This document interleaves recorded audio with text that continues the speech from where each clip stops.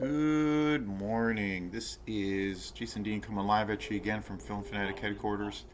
It is Thursday, January 29th at 10:26. So yeah, hope everyone's doing good, staying warm.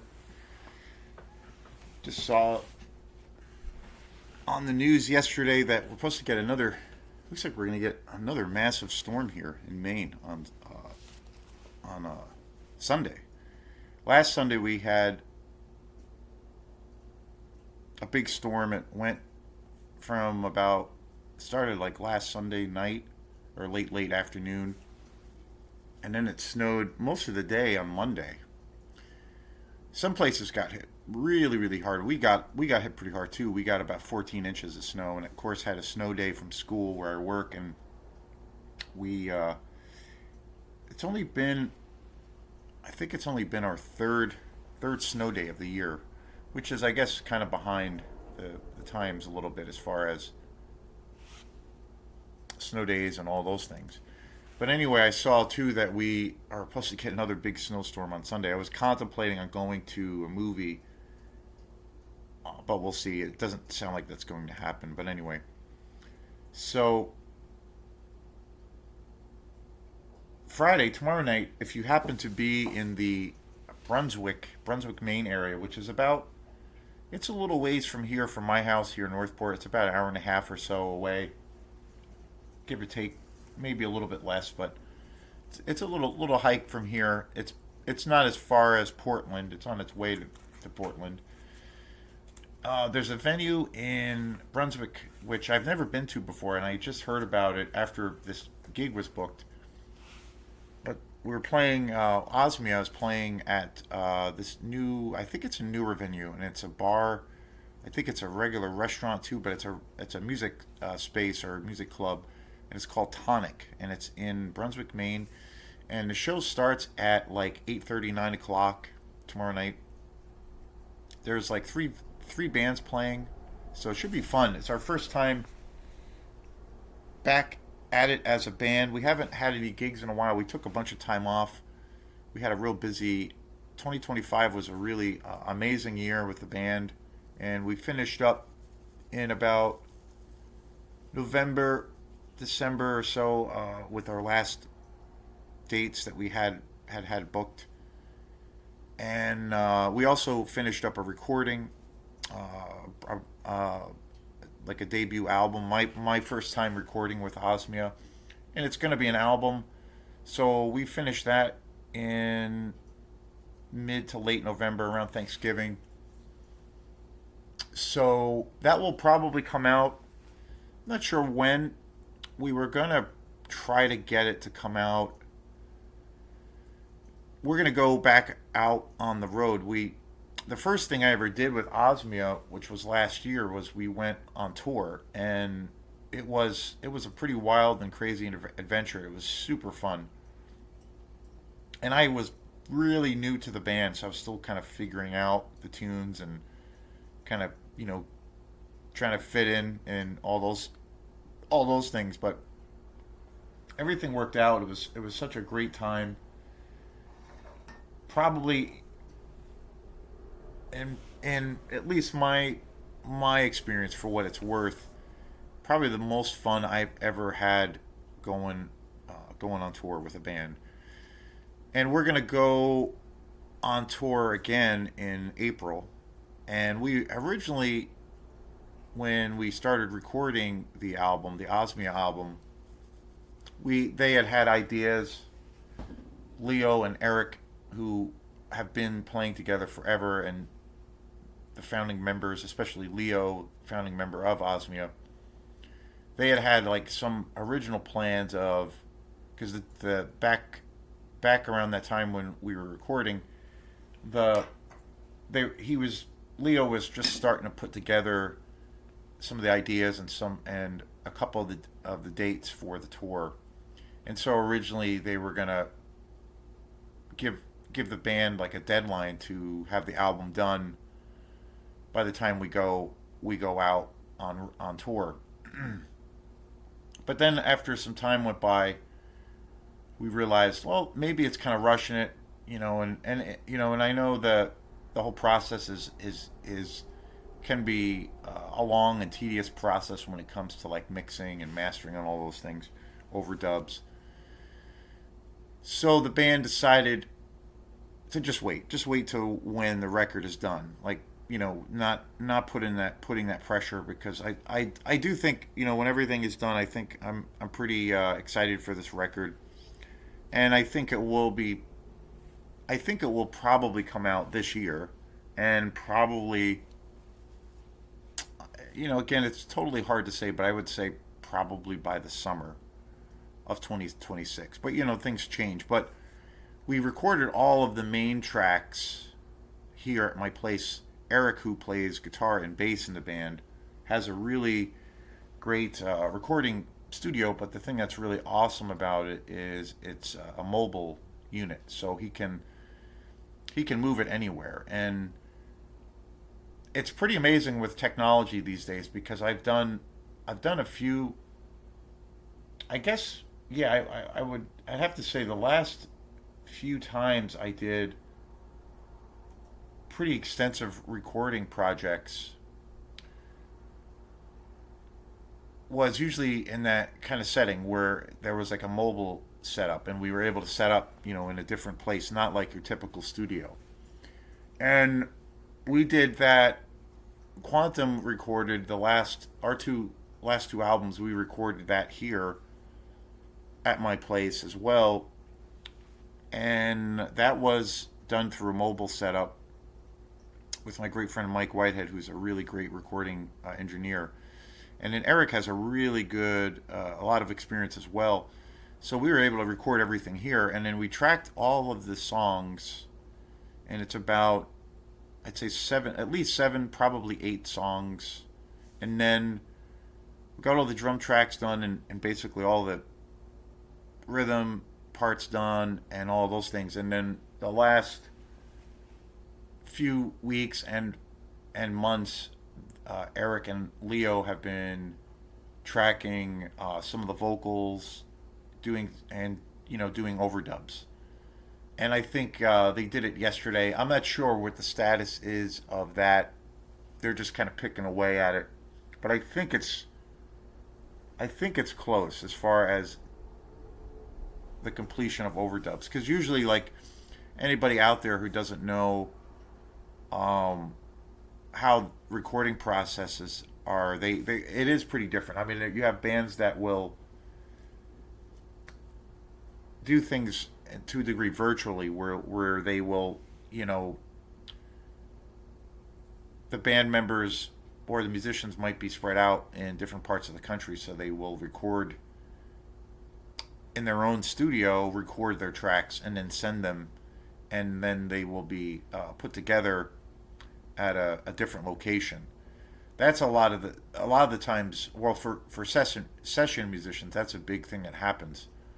And then you have people who bands who get together, obviously, and record all of the tracks in a studio together, live in the studio. And some bands use like a click track, or a metronome, usually a click track, and usually the reason for that is to make sure the BPMs, the tempos, everything is really set in the arrangements, and there's no fluctuation in the rhythm. And sometimes they'll, in that case, they'll record, say, just the drums, or say just the bass, and kind of just piecemeal it together, with tracking. And then you have other bands like us, where it's more of a punk rock kind of a thing, and it's a little bit more raw, and bands that will go in and just essentially record everything live, like just go for it live, without using a drum tracking, or nothing will be necessarily quantized beforehand, and it will be like essentially kind of like a live gig. And that's kind of the old school way. I mean, I understand it, depending on like what kind of songs you're doing, or what kind of project it is.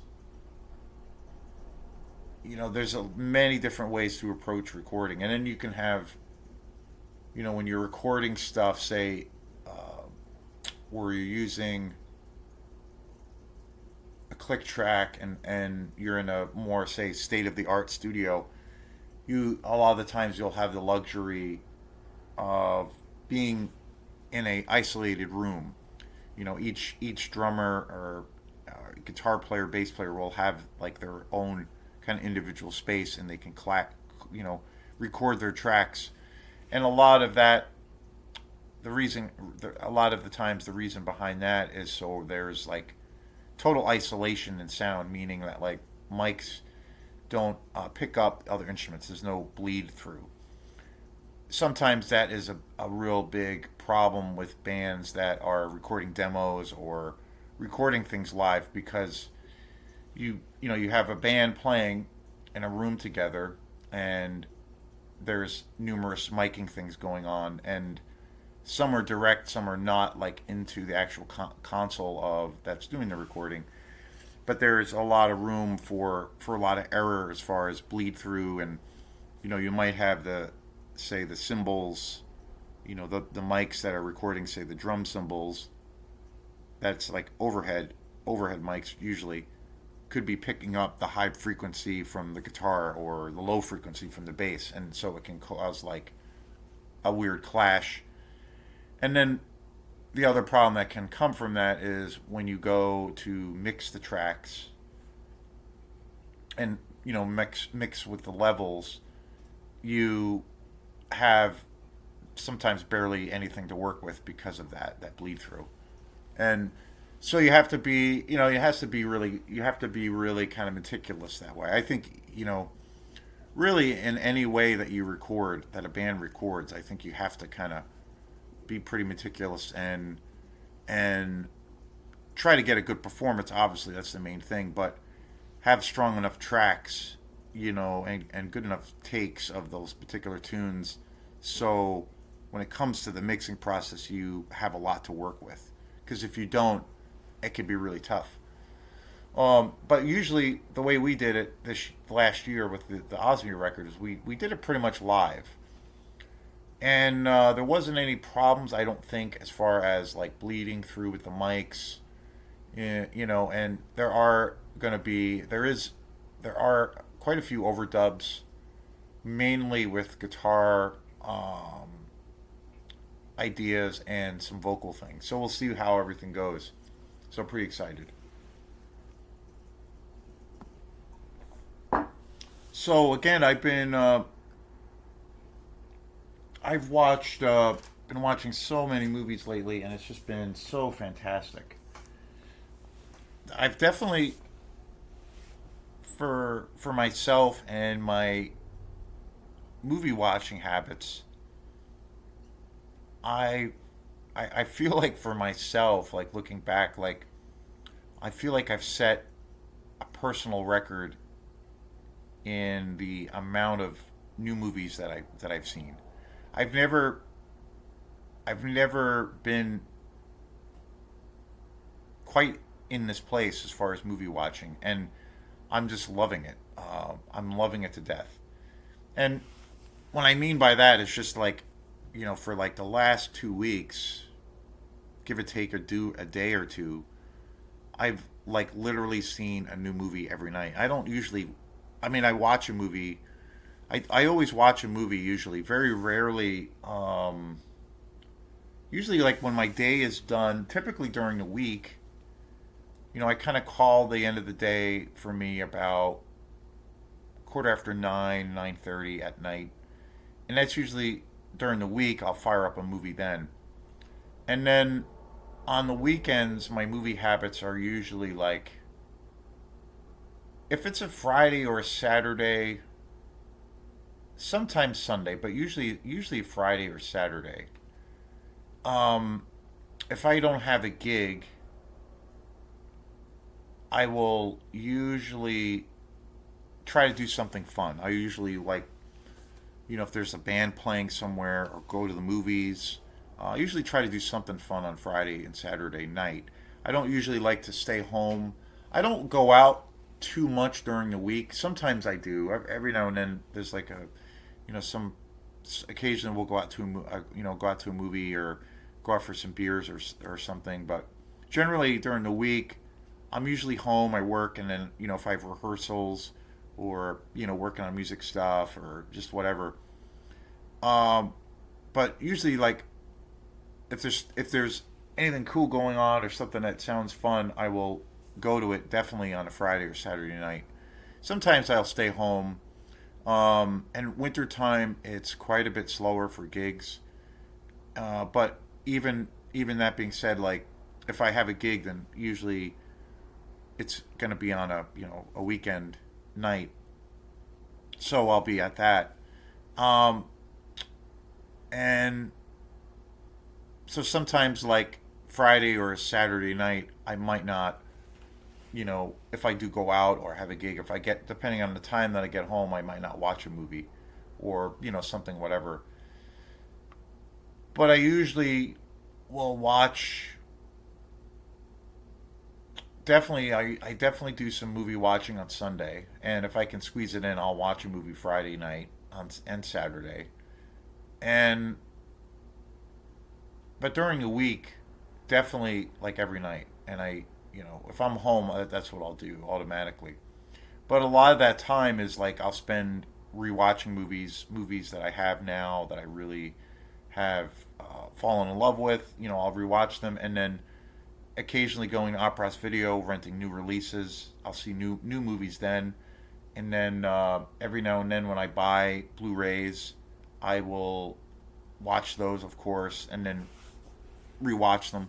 And usually, average, it's like maybe every 2 or 3 weeks I'll see like a new movie, like a new movie, meaning that first time that I've ever seen it, and that can be, and most of the time in my case it's an older film, and then there are newer films that I also watch. And if I go to the movies, which I have been going more often, I will usually do a review for that movie. So, but as of late, I had that weird accident where my TV broke, and then I was just like, oh God, what am I going to do? It's kind of going through withdrawal. And so right around that time, I discovered this YouTube channel, which has been the Film Crypt. I've been recommending it and plugging it in every video, and it's just been so awesome. And so with that channel, about 95% of those movies that I discovered have been movies I haven't seen. There's a few. There's like, so far there's probably about 4 or 5 that I have seen or that I do actually own on Blu-ray, but everything else is all uh, new stuff, and they're all like, really low budget exploitation movies. So it's like that's my jam. So literally, like every night for like 2 weeks, I've seen a new movie, and it's been just magical. I've never done that. And the problem with the TV is, I I had to get I have to get, actually I'm getting it this weekend.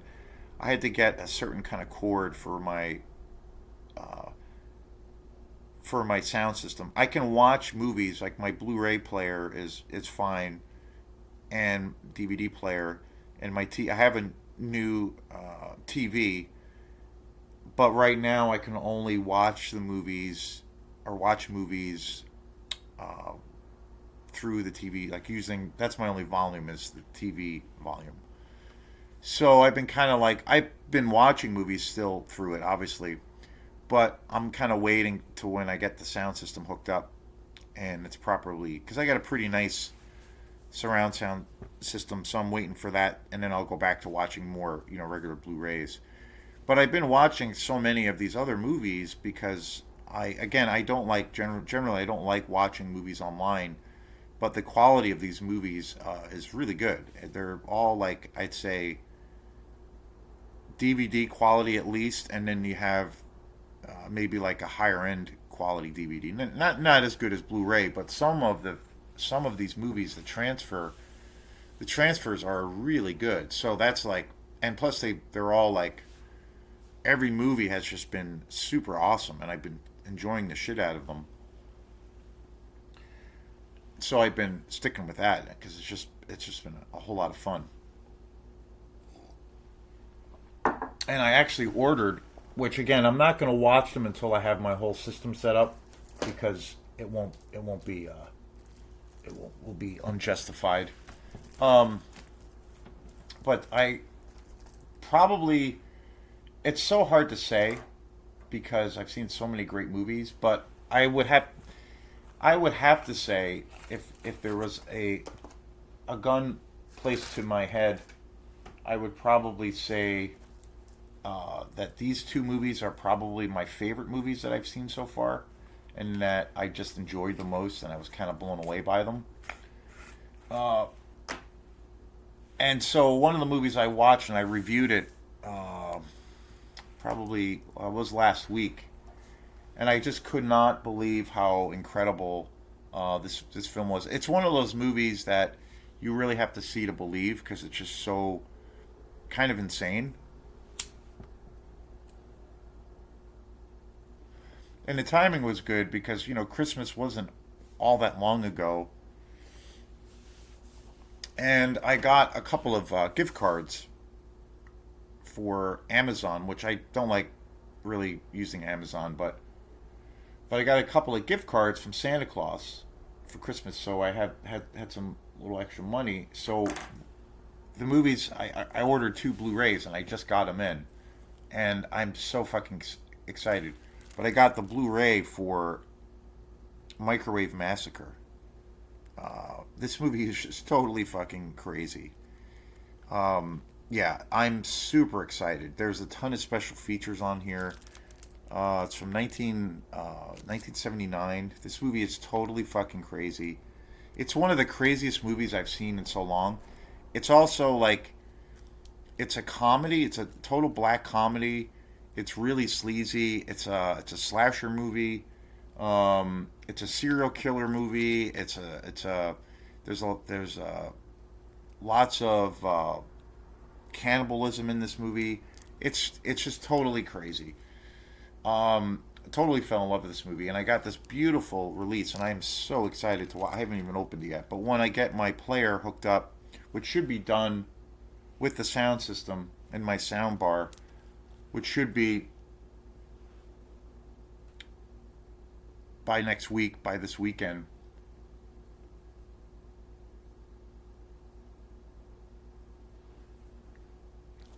I will definitely fire up this bad boy, which I'm super excited. There's a this Arrow put this out too.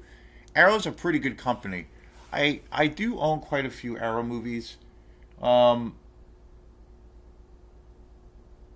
it's funny because I think like boutique labels, like my favorite of all time is, and I've talked about it all, to no end, is Mondo Macabro. They're the best. I think that when it comes to like obscure movies, really underground films, really bizarre exploitation movies, especially in the horror genre. But they also do thrillers. I mean, all kinds of films, action movies. Um, I mean, none none exploitation movies. You know, and some just really bizarre films. A lot of Asian cinema.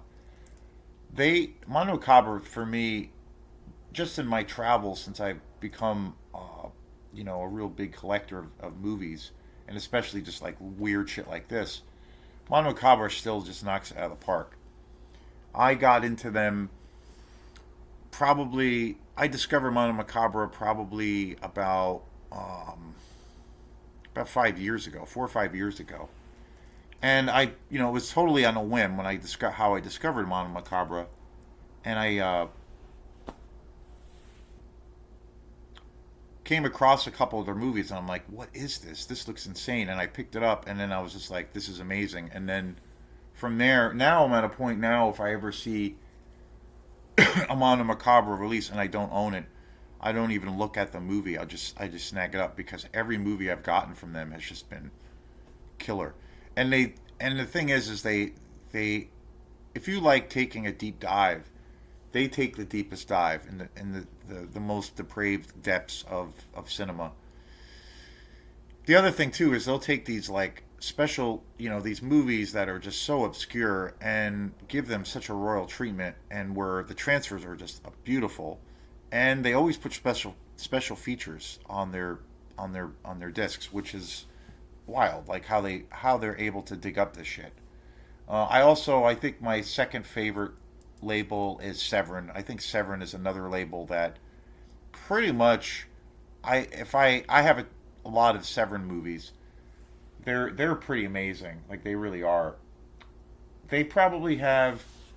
I mean, it's hard to say. Mon Macabre has a shit ton of releases, but I think Severin has maybe a little bit more of a wider base of releases. I think they're maybe a little bit more prolific. They're probably commercially, when it comes to the boutique labels that are out there, they're probably the biggest, I think. But they really like crank out some incredibly wild shit. They really do, and they really do a great job with special features and all those things. I have a ton of Severin. I would say Severin is probably my second favorite, but Mon Macabre remains my top. Arrow, I do have quite a few Arrow releases. They they they do put out some great films. I do have some of their.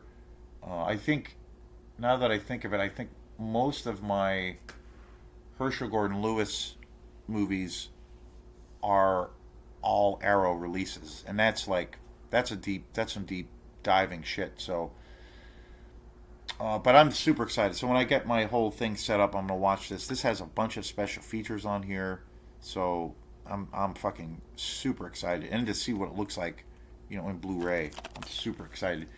This was probably, I don't know. This might be my favorite movie that I've come across in watching the Film Crypt.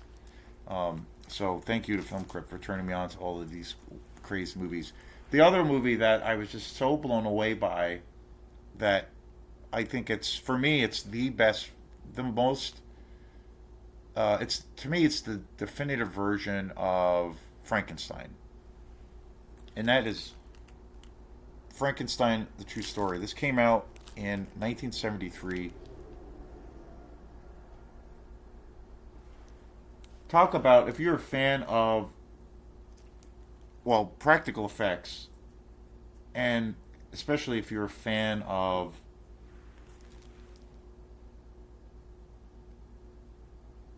period pieces, this is it. I mean, this movie is so amazing. And again, this was put out. Who the hell put this out? This was put out by Scream Factory. Scream Factory's okay. I have some of their movies. They tend to do more. Not that, again, I don't want to sound like I'm a total snob, but they put out a little bit more kind of commercial films. Again, I love big budget Hollywood movies too. I don't really care. The movie's good. The movie's good. But I gravitate, like I gravitate more towards trash like this, because I'm weird and depraved, I guess, and have no life. But that's okay, I guess. But Frankenstein, the True Story, god damn, this movie was so great. This was put out by Shout Factory.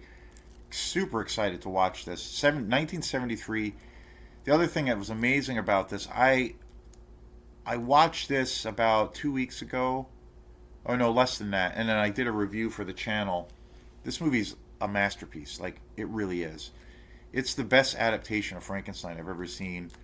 When I watched it the other night, I'm pretty sure there were certain things in this movie that I kind of remembered, that I probably saw this on cable, because this is the other thing that's mind blowing, is that this was a made for TV movie, and it's a British movie, and it was a made for television movie, and it was a two-parter. It was on, I guess, when it aired in the 70s, and then it was in syndication. I believe, in the 80s on cable. Kind of when, VHS started coming out. But this is wicked old school.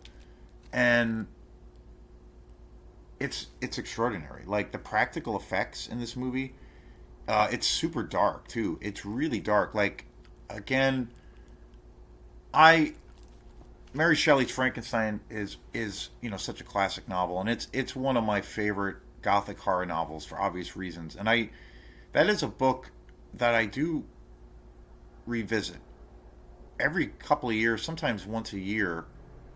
I will read that book because I just love it. And I always feel like there's so many great Frankenstein movies out there. Don't get me wrong, um, but I generally feel Guillermo del Toro's Frankenstein is really quite good. But I have to say, in comparison, this kind of blows it away. I have to say, just because it's so everything is practical, and the way it's shot, and it just has the thing that I had a problem with Guillermo del Toro's movie, and I think it's really good in a lot of ways. I do want to see it again. I just felt like, as an audience member watching the film, I felt like my hand was being held throughout the movie, and I was kind of being told on, like, okay, this is how I should feel, and it was so on the nose, and there was no room for, like, just leaving it up a little bit up, to my own imagination. And like, I'm not the smartest guy in the room, but I don't think I'm the dumbest person in the room, and leaving it up to where I can, like, ingest and take in this information and kind of realize, okay, this is where the story is going, or this is how this area is making me feel, or this part is making me feel. And again, I'm really familiar with the book because I've read it numerous times, and it's one of my favorite books. And so I kind of know, the world of Frankenstein and what Mary Shelley set out to do. And the book it's a gothic horror story, but there's a lot of, complex themes that the story takes on. And there's a lot of depth in that book. I always get, reminded of that every time I revisit Mary Shelley's Frankenstein. Like, there's a lot of depth to that book. There's a lot of, kind of, infinite questions that we ask of ourselves as, human beings and what have you. So, but with this, there's none of that kind of ham-handed, hand carrying kind of thing. It's like the script is so good, and you're not your hand is not being held. You're not being pulled through each scene and being told how to feel, and so amazing. And there's a bunch of special features on here, so I'm super excited. I can't wait to see this and what it will look like on Blu-ray, and especially the special features. So awesome. Um, and I will definitely do reviews for both of these releases after I watch them. So very, very excited. And so, kind of what today's show is about, since I'm kind of talking about a lot of different things, a lot of different movies. This is more of just like an update show. I'm not going to do a specific review since I'm 33 minutes into it. But so, yeah, it's I'm really excited. I'll do reviews for both of these films when I watch them, which will hopefully be really, really soon. Chomping at the bit to watch them. And yeah, it's I honestly never thought I would be watching so many movies online. I really did, because generally in my past experience with doing that, quality has been pretty shitty. There was there were two times where I watched movies online, just because really because they looked really great, and I just kept hearing so many things about them. And they were really hard to get, really hard to see anywhere. Could not rent them anywhere, obviously, at Opera House. Like, Opera House Video has a really great selection of movies, and they have actually increased the amount of movies they have, and especially in the world of, like, horror exploitation movies. Now they have, which is so awesome, they actually have Paul Naschy films, which are awesome. And Paul Naschy is one of my favorite actors, directors, just general creators in the world of exploitation movies. He was a Spanish actor, had an amazing career in the 60s, 70s, and 80s, and 90s. I think he passed away in the 2000-ish period, decade. Amazing guy. Directed so many great movies, starred in so many great movies. More, probably most well known. I have quite a few of his films. I have maybe 5 or 6 of them now. I discovered Paul Naschy through Mono Macabre. Uh, I watched one of the first Mono Macabre movies I got that turned me on to them as a company was a movie he actually directed, which is kind of almost a later film for him. In the shit, I think it's in the early '80s. I forget the date offhand, but it's called Howl of the Devil, and it's a movie he directed, and it's awesome, totally awesome movie. And that was one of the first Mono Macabre titles I got. Fell in love with that movie, and then I was like, "Wow, Paul Naschy's amazing." And I realized there was some really great special features on there with him, and I realized, oh, there's a couple of his films that I remembered that I did see when I was a kid, and then so like that really, and there's a really great interview with him. It's like an hour interview with Paul Naschy, and it's just basically him talking about movies, and it's super awesome because he talks about so much shit, like directors he's worked with, movies that he loved growing up as a kid, and just all of this stuff. And totally fell in love with Paul Naschy. And then so after that, I just went down a rabbit hole and got a bunch of his movies. I got this really sweet box set of his films. Paul Naschy was mostly known for playing in a lot of werewolf films. He did a lot of really low budget exploitation horror movies that are werewolf films, and they're amazing. He was really all about kind of channeling Lon Chaney Jr. He was always really influenced and always loved and always referenced them in a lot of his movies, the classic Universal monster movies. He played Frankenstein as well, Dracula. But all of the movies that he did were quite a bit more low budget and pretty sleazy and pretty gory, but amazing. And he was such a great actor and such a great director, really diverse.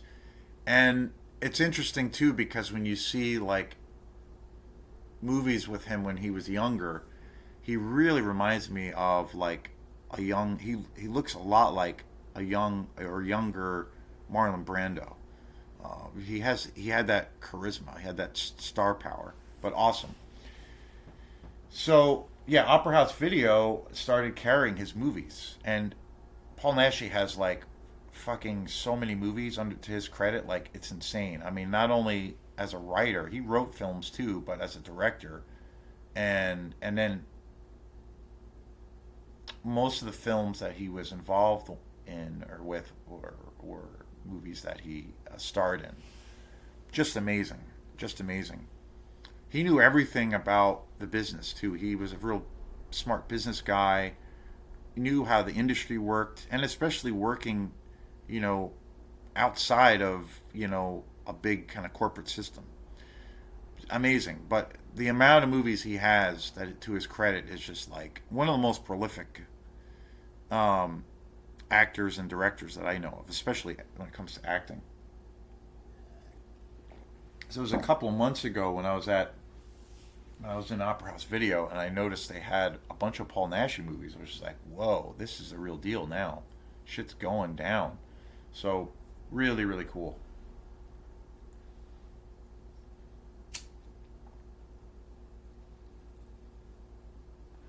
And I just thought today, since I'm kind of talking about movies that I've been watching, my movie habits, updates with some new Blu-rays I just bought, and all those things, I just kind of wanted to do a recap of all those things and some of the movies I've been watching and some of the movies that are going to be uh, coming your way as far as new shows. Um, yeah, I've been so as I was watching a lot of these movies, I just basically made lists, and I have like these little lists of all of these movies. Um, I know it looks a little bit insane, but I got all these lists all scribbled out and shit now. But These are all like lists and notes of films that I've been watching. And then I got this guy here, which is another set of movies that are all coming. So there's about one, two, three, four, five, six, seven, another seven movies here that I will be doing shows on in the very near future. All of these movies too are all one of the movies I watched, and I did see it. I saw it a bunch of times as a kid, and I loved it. Watching it again, the only movie on this list that I had seen before is the original Children of the Corn from 1984. Fucking great movie. I forgot how great it is. Um, I hadn't seen it since I was a kid. But everything else on this list is all movies I had never even heard of before, so super amazing. One other movie that I did watch, which I was super excited about when I discovered it, is Deathstalker 4, the uh, Match of the Titans, which is the fourth movie in the Deathstalker franchise. Fucking awesome. What a killer franchise. I don't know how the hell as a kid I missed these movies because they all came out in the mid or early 80s, and they're all, it's basically kind of like a knockoff or an exploitation version of Conan, the Conan and the Barbarian films. So bad and so amazing and just wonderful. Um, so yeah, pretty exciting times here at Film Fanatic headquarters as far as content, possibilities, movies to talk about. Still cranking them out somehow. And so yeah, some of the movies I've been doing, I the first movie I watched, and it's actually how I discovered this channel, the Film Crypt, is I found finally it had been a movie I've been wanting to see for a very very long time, and there's a review for all of these movies, but I'm just kind of doing a general recap. Is Bay of Blood, Mario Bava's Bay of Blood. Arguably, possibly, definitely one of the first slasher films. Amazing, totally love that movie. Another movie I watched, which I was totally blown away by, and I think that video just premiered. I've been setting some of these shows up as premieres just to kind of break up the monotony. If it's like too many movies coming at you every day, but or too many shows. A movie called Contagion from 1980. Amazing film. I'd never seen that movie before. All of these movies that I've seen, I will eventually buy on Blu-ray at some point. I mean, I already got these two going here. Um, Another one that I just recently did is He Knows Your Name, or sorry, He Knows You Are Alone from 1980. A killer slasher film and serial killer film. Really great, really really awesome. Very very influent, very much. It was super influenced, I think, by Halloween. Almost to the point where there's shots in that movie where I feel like it ripped it off, But it's awesome, nevertheless. Another movie that was totally bonkers crazy that I really really love with John Carradine, Vampire Hookers from 19. Um, I think that's from 1979. Yeah, 1979. Vampire Hookers. Yes, it's called Vampire Hookers, and that's exactly what you get. Fucking awesome movie. And then, of course, the movie I just showed that I bought, Microwave Massacre, um, also from '79. Just crazed and amazing. Um, and then also, I got introduced through this channel, the Film Crypt, to the Deathstalker series, and so I watched Deathstalker, the first one, which is so epic and absolutely incredible, and I will definitely buy that one. It's probably my favorite in the entire series. Incredible, incredible. Um, and then also Deathstalker 2, which was super amazing. Um, Not as good. My favorites in the series are probably there's four of them. Probably, obviously the first one, and then I think part three, Deathstalker 3. I think those two. Deathstalker 3 is absolutely just awesome. The fourth one was really good too. They're all really good, but I really love the first one. That's such a classic. And then the third movie is so good. It's so good. It's very much in step with the first one. The second one is really good, but it's really goofy. It's more of a comedy. It's still great though, but the tone is just really really different. And then another movie I really loved, which was a movie I did see a bunch of times when I was a kid, and I enjoyed it even more now watching it as an old crusty man. Alligator from 1980 with Robert Forster. So good, such a classic movie. Again, another rip-off movie. Well, they're all exploitation movies, but definitely a big kind of rip-off, or you could say beyond just being greatly influenced by Jaws. Um, but so awesome, such a great movie. Definitely a movie I saw a lot as a kid. Definitely one of the first kind of low budget exploitation movies that I saw as a kid. Definitely, definitely, but tremendous, and I will definitely buy that.